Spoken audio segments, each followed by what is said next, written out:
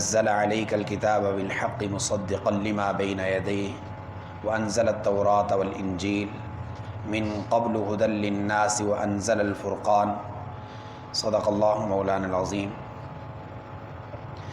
زیر درس آیات کریمہ سورہ آل عمران کی ابتدائی 8 آیات کریمہ ہیں۔ ان آیات کریمہ میں اللہ تبارک و تعالیٰ نے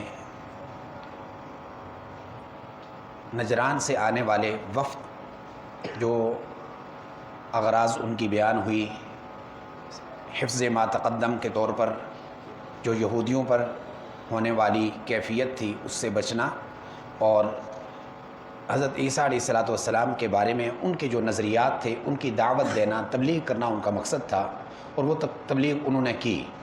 چنانچہ انہوں نے حضرت عیسیٰ علیہ السلام سے متعلق جو ان کے نظریات، عقائد تھے وہ بیان کیے۔ اور آپ جانتے ہیں کہ نصرانی حضرت عیسیٰ علیہ السلام کو خدا مانتے ہیں، الہ مانتے ہیں، کبھی حضرت مریم کو، کبھی حضرت عیسیٰ کو، کبھی ان دونوں کو ملا کر کے اللہ تبارک و تعالیٰ کو ساتھ ملا کر کے کہتے ہیں ان اللہ ثالث ثلاثہ، اللہ ان تینوں میں سے کوئی ایک ہے۔ یہ ان کے وہ نظریات ہیں جو قرآن کریم نے ذکر کیے ہیں، وہ ان عقائد کے حامل۔ اللہ تبارک و تعالیٰ نے پچھلی جو سورہ بقرہ گزری ہے اس میں یہود کا رد فرمایا، ان کے نظریات کو بیان کر کر کے ان کے ایک ایک عقیدے کی تردید فرمائی۔ اس صورت میں چونکہ مناظرے کے لیے، مکالمے کے لیے، مباحثے کے لیے آنے والا وفد عیسائیوں کا تھا، یہ سارا گفتگو ان کے ساتھ ہو رہی ہے۔ چنانچہ ان کے عقائد جو حضرت عیسیٰ سے متعلق تھے الوہیت کے، اس کا رد فرمایا۔ فرمایا اللہ لا الہ الا ہو، بالکل ہی شرک کی جڑ اکھاڑ کے رکھ دی۔ فرمایا اللہ وہ ذات ہے لا الہ الا ہو، اس کے علاوہ کوئی بھی معبود نہیں ہے۔ الحی القیوم، وہ حی ہے، ہمیشہ سے ہے، اور القیوم وہ ایسا ہے کہ جس کو موت نہیں ہے، وہ زندہ ہے اور قیوم ہے۔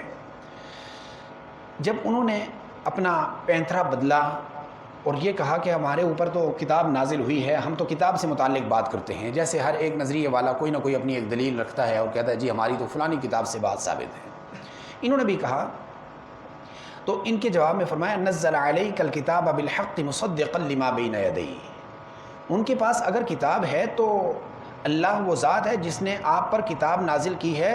اختلاف تو تب ہو کہ جب یہ کتاب اس کی تردید کرے۔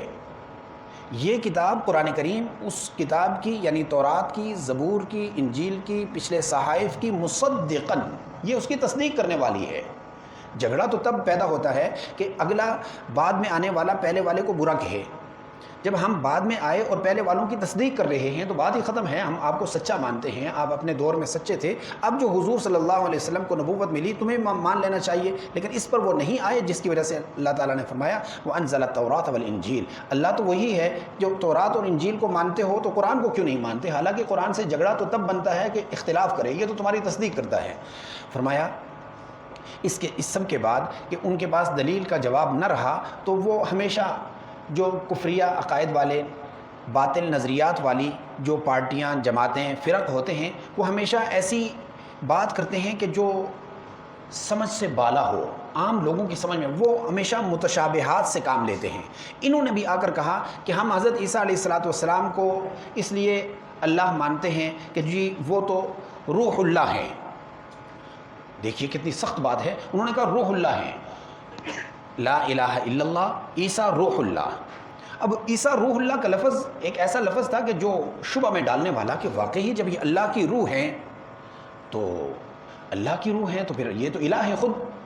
اس نظریے کی تردید کے لیے اللہ تبارک و تعالیٰ نے فرمایا اللہ تو وہ ذات ہے انزل علیک الکتاب منہ آیات محکمات ہن ام الکتاب واخر متشابہات، اللہ وہ ذات ہے جس نے کتاب کو نازل کیا ہے، اور کتابیں جو بھی نازل ہوئی ہیں 2 حصے ہوتے ہیں، ایک محکمات کا، ایک متشابہات کا۔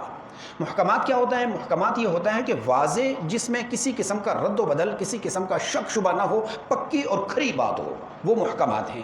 اور جس میں تھوڑا بہت اشکال ہو، اشتباہ ہو، شک و شبہ ہو، ان کو متشابہات کہا جاتا ہے۔ فرمایا فَأَمَّا الَّذِينَ فِي قُلُوبِهِمْ زَيْغٌ، جن کے دلوں میں پہلے سے بیماری ہوتی ہے، فَيَتَّبِعُونَ مَا تَشَابَهَ مِنْهُ الْابْتِغَاءَ فتنہ کہ وہ جن کے دلوں میں کھوٹ ہے وہ محکمات کی طرف نہیں جاتے. چاہیے تو یہ ہے کہ یار جو سیدھی کھری بات ہے اس کی طرف جاؤ. تمہیں جو پریشان کرنے والی جو آیات ہیں، جو مفہوم سمجھ نہ آنے والی جو باتیں ہیں، ان کے پیچھے کیوں جاتے ہیں؟ فرمایا ابتغاء الفتنہ وابتغاء تأویلی. یا تو وہ فتنے کے درپے ہوتے ہیں کہ تاکہ لوگوں میں تفرقہ بازی پیدا ہو جائے، فرقہ واریت پیدا ہو جائے، منافرت پیدا ہو جائے، اس لیے وابتغاء تأویلی، یا وہ اپنی من گڑت تعویلات شروع کر دیتے ہیں. فرمایا وما یعلم تأویلہ الا اللہ. یاد رکھو یہ جو متشابہات ہیں، ہمیں تو محکمات کے پیچھے لگایا کہ بھئی تم محکمات کی بات مانو، سیدھی سیدھی اللہ کے رسول، قبر، حشر، قیامت، اس کی پیچھے جاؤ. باقی جو اس میں متشابہات ہیں ان کے پیچھے پڑھنے سے منع کیا گیا ہے. فرمایا کہ ان کے پیچھے نہ پڑھو اور اس کی تعویل جانتے نہیں ہیں سوائے اللہ کے. والراسخون فی العلم، یہاں تک کہ جو علماء ہیں وہ بھی کیا کرتے ہیں؟ یقولون، وہ کہتے ہیں آمنا بھی، ہم متشابہات جو ہمیں سمجھ میں آئے محکمات اس پر بھی ایمان لاتے ہیں، جو متشابہات ہیں ان پر بھی ایمان لاتے ہیں. کل من عند ربنا، یہ ساری چیزیں ہمارے رب کی جانب سے ہیں. وما یذکر الا اولو الالباب، اور نصیحت حاصل نہیں کرتے مگر یہ کہ سمجھ والے، دانش اور عقل والے. جو اللہ تبارک و تعالیٰ نے جن کو بصیرت دی ہے وہ یہ دعا کرتے ہیں ربنا لا تزغ قلوبنا بعد اذ ہدیتنا، اے اللہ جو تو نے ہمیں ہدایت دے دی اس کے بعد ہمارے قلوب کو مت پھیر دیجئے. وہب لنا من لدنک رحمہ، اپنی جانب سے ہمیں رحمت نصیب فرما دیجئے. انک انت الوہاب، بے شک آپ ہمیں دینے والے ہیں. یہ محکمات اور متشابہات کا جو مسئلہ ہے اس کو انشاءاللہ آئندہ درس میں بھی بیان کیا جائے گا. خلاصہ اس کا یہ ہے کہ جو فرق باطلہ ہیں وہ ہمیشہ متشابہات کے پیچھے. مثال ایک سمجھ لیں، توحید اللہ کی وہ واحد ہونے والی وہ ایسی اکائی ہے کہ جس میں کسی بھی فرقے کا کوئی اختلاف نہیں ہونا چاہیے.